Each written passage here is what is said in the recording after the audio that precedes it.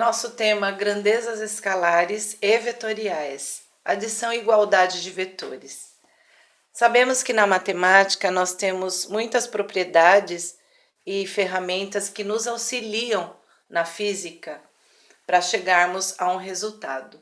Entre elas, nós estamos falando de grandezas hoje.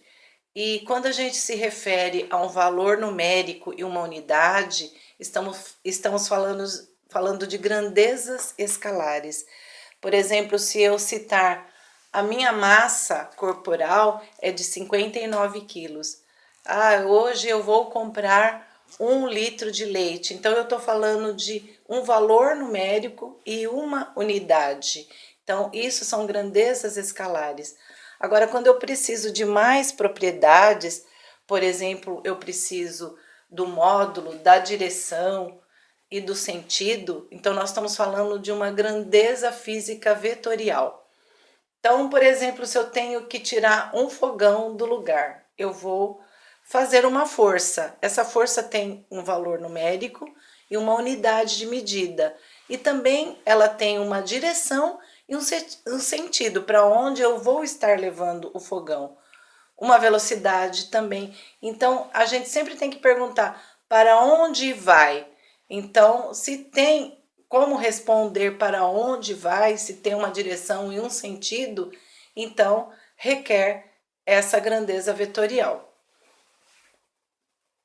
Hoje nós estamos falando de vetores, que é um tema da matemática que vem nos auxiliando na física. E vetor, essa grandeza física vetorial, ela precisa dessa propriedade.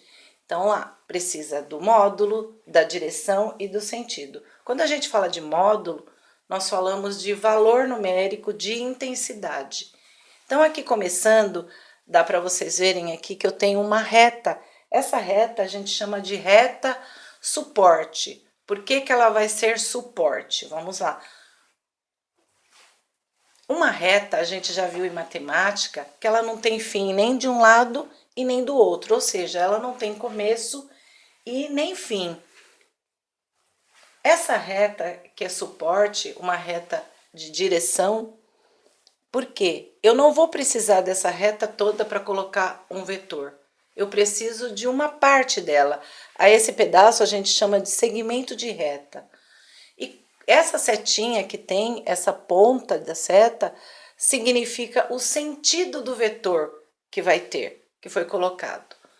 Aí a gente precisa, no vetor, saber o comprimento desse segmento de reta, que vai ser o módulo, o valor. E como que a gente pode chamar um vetor? A gente tem que colocar uma letra e uma setinha em cima. Essa setinha quer dizer que é o sentido do vetor? Não. Essa setinha, todo vetor vai ter. Ele tem, o nome dele é uma letra e uma setinha em cima. A direção é outra coisa. É uma seta, uma ponta de seta que a gente indica no próprio vetor. Então, nós temos que chamar, por exemplo, esse vetor V.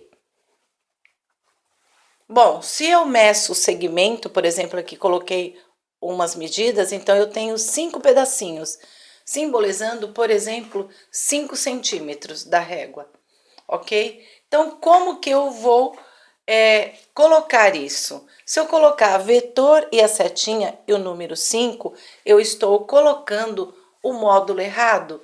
Para eu apresentar o módulo de um vetor, eu tenho que pôr ele em módulo, a letrinha, a setinha e o valor. Ou simplesmente a letrinha igual a 5. Aí é aceitável.